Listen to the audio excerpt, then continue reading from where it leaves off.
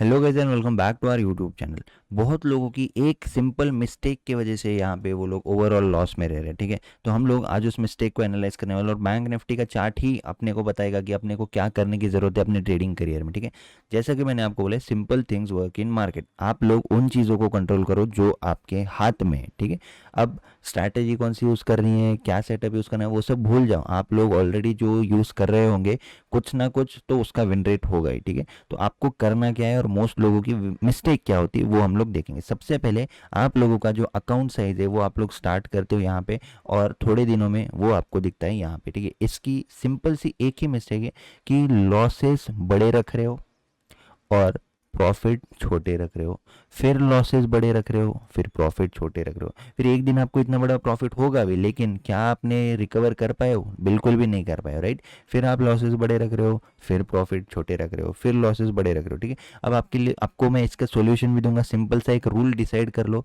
कितना लॉस रखना है कितना प्रॉफिट रखना है, वो मैं आपको बताऊंगा, खुद बताऊंगा। ठीक है, तो आप लोग वेट करो और वीडियो को देखते रहो। तो ये मिस्टेक है सबसे, बहुत लोगों की, जितने भी लोग आप लोग देख रहे हो, और अगर आप लोग लॉस में हो तो ये एक ही मिस्टेक है जिसकी वजह से आप लोग लॉस में हो। ठीक है, अब करना क्या है, तो हमेशा आपको एक चीज याद रखनी पड़ेगी कि जो जितना भी स्टॉप लॉस आप लगा रहे हो, क्या उतना आप इजीली कैप्चर कर पा रहे हो? ठीक है, खुद से पूछिए कि आप इजीली कितने पॉइंट बैंक निफ्टी में या फिर जिस भी स्टॉक में आप लोग ट्रेड करते हैं, क्या आप 40 पॉइंट कैप्चर कर पाते हो? क्या आप 50 पॉइंट ईजी है ना आपके लिए? मैं आपको ये नहीं बोला कि आप 100 पॉइंट्स ही करो। ठीक है, आपकी एक्सपेक्टेशन तो होती है 100 पॉइंट, लेकिन एक्सपेक्टेशन 100 पॉइंट्स है, इसलिए आप क्या कर रहे हो, एसएल भी लगा रहे हो 60-80 पॉइंट्स का। तो इतना बड़ा एसएल लगा के आप खुद से पूछो, क्या आप इतना पॉइंट्स इजीली कैप्चर कर पा रहे हो या नहीं? ठीक है, आंसर आपका ऑब्वियसली नो रहेगा। ठीक है, तो करना क्या है, इजीली आप कितना कैप्चर कर पा रहे हो? 40 पॉइंट्स कर पा रहे हो ना? 40 पॉइंट्स बैंक निफ्टी में इजी है ना, तो आपका एसएल होना चाहिए 25 to 30 पॉइंट्स मैक्सिमम।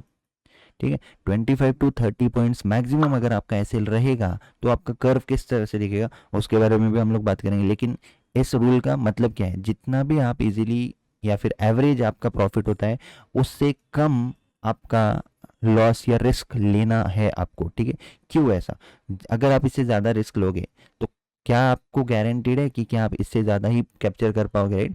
तो सबसे पहले कंट्रोल क्या करना है, अपने हाथ में क्या है, अपने हाथ में छोटे से एसएल के साथ ट्रेड करना। ठीक है, डेफिनेटली मैं अपने स्टूडेंट्स को छोटे एसएल के साथ ही ट्रेड करना सिखाता हूँ। मैं खुद इतने ही छोटे एसएल में ही ट्रेड करता हूँ। ठीक है, तो मेरे चैनल पे आप जाके मेरे ट्रेड देखिए, प्लेलिस्ट में देखिए, माय ट्रेड्स वाली जो प्लेलिस्ट है उसमें आप देख सकते हो। और कुछ ट्रेड्स यहाँ पे लाइव ट्रेड्स है जो लाइव ट्रेडिंग में करता हूँ, ट्रैप ट्रेडिंग करता हूँ, उसमें आप कंटिन्यूसली चेक कर सकते हो कि मेरा बिल्कुल भी बड़ा स्टॉप लॉस नहीं होता। ठीक है, इसके पीछे का एक ही रीज़न है, छोटे स्टॉप लॉस में अगर काम करना की कोशिश भी आप करते हो ना, तो आप चार्ट्स को ज़्यादा नज़दीक से ऑब्जर्व करते हो, आप अपनी बेस्ट एंट्री कहाँ पे हो सकती है उस पर फोकस करते हो। अगर आपके पास बड़ा स्टॉप लॉस है तो आप क्या करोगे, हाँ मेरे पास तो बहुत बड़ा स्टॉप लॉस है, रैंडमली एंट्री कर लेता हूँ, आज मार्केट ऊपर जाएगा लग रहा है, रैंडमली एंट्री कर लेता हूँ। इतना बड़ा स्टॉप लॉस लगाते हो, फिर मार्केट नीचे नीचे जाता है, फिर आपकी साइकोलॉजी आपको अलाउ नहीं करती है कि आप इसको एग्जिट कर दे, राइट।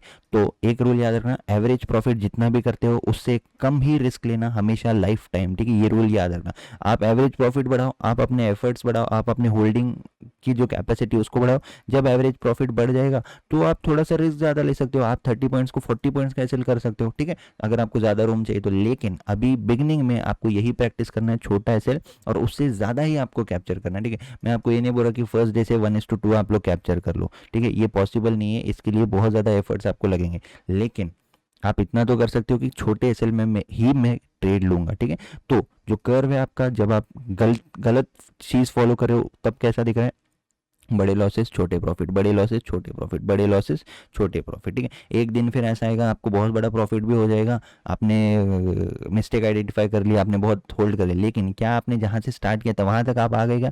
फिर वही सिलसिला चालू हो जाएगा, फिर लॉस हो जाएगा, फिर छोटा प्रॉफिट, फिर लॉस हो जाएगा, फिर छोटा प्रॉफिट, फिर बड़ा लॉस, फिर छोटा प्रॉफिट। आपको अब क्या करना है, ठीक है, ये चार्ट जो मैंने आपको बताया ये है मिस्टेक वाला चार्ट।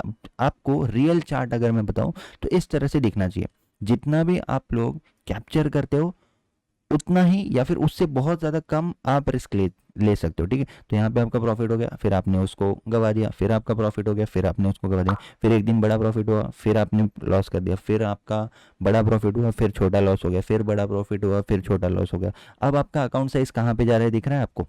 राइट। तो इस तरह से अगर आप रिस्क रिवॉर्ड या फिर आप ये एक सिंपल रूल भी फॉलो करते हो ना, तो भी आप एंड में पूरी तरह से पॉजिटिव ही रहोगे, ग्रीन में ही आप रहोगे, ठीक है। तो इस तरह से चार्ट अपना दिखना चाहिए, अकाउंट का जो साइज है, अकाउंट ग्रोथ है, वो इस तरह से ही होनी चाहिए। कुछ भी हो जाए, कल आपका लॉस हुआ हो, 1 महीना लॉस हुआ हो, 1 साल लॉस हुआ हो, भूल जाओ, सब भूल जाओ। लास्ट ट्रेड, प्रीवियस ट्रेड का कोई रिलेशन नहीं होता आपके फ्यूचर ट्रेड से। तो आपको क्या करना है, सिंपली आपको एक रूल फॉलो करना है कि जितना भी मैं यहाँ पे बेसिकली या फिर जनरली या फिर इजीली कैप्चर कर पाता हूँ, उससे कम ही रिस्क लूंगा। और एक बार उतना रिस्क लेने के बाद एटलीस्ट उस 1:1 यानी कि 30 पॉइंट का अगर ऐसे लगाए तो उससे ज़्यादा ही कैप्चर करूंगा मिनिमम, उससे पहले गलती से भी नहीं निकलूंगा।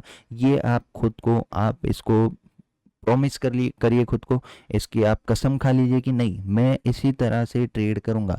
मैंने एक बार ट्रेड लिया, जितने का एसएल है उससे ज़्यादा ही मैं कैप्चर करूंगा। ये आपको खुद को बोलना पड़ेगा, बार बार बोलना पड़ेगा। और आपको जब तक फ्रस्ट्रेशन नहीं आएगी ना इस तरह की मिस्टेक से, तब तक आप इसको इम्प्लीमेंट नहीं कर पाओगे। ये मेरे बोलने से नहीं होगा, आपने जब तक इसको एक्सपीरियंस नहीं किया है, जब तक आपको ये नहीं पता चलेगा कि हाँ यार, उस दिन मैंने ट्रेड होल्ड किया होता तो बहुत अच्छा प्रॉफिट में होता, मैं उस दिन परसों भी ट्रेड होल्ड किया होता तो बहुत प्रॉफिट में होता। तो ये फ्रस्ट्रेशन जब तक नहीं आएगी, तब तक आप इसको इम्प्लीमेंट नहीं करोगे, तब तक वो एफर्ट्स नहीं डालोगे आप कि नहीं मुझे होल्ड करना है, ठीक है।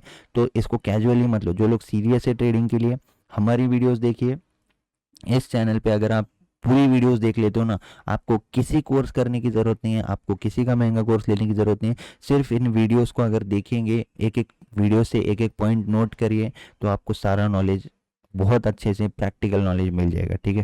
So that's it for today's video guys. जो रूल मैंने बताया उसको याद रखना, इस तरह से ट्रेड करोगे। स्ट्रैटेजी वगैरह ये सब ठीक है, काम करती है नहीं करती है, किसी की ज़्यादा करती है किसी की कम करती है, लेकिन रिस्क रिवॉर्ड अगर अच्छा रखोगे, फेवरेबल रखोगे, बेसिक रूल्स अगर आप फॉलो करोगे, बेसिक मैथ्स अगर आपको आता है कि मुझे अपने लॉस से ज़्यादा कैप्चर करना है तो मैं इजीली प्रॉफिटेबल रहूँगा, तो आपको प्रॉफिटेबल बनने से कोई भी नहीं रोक सकता, ठीक है।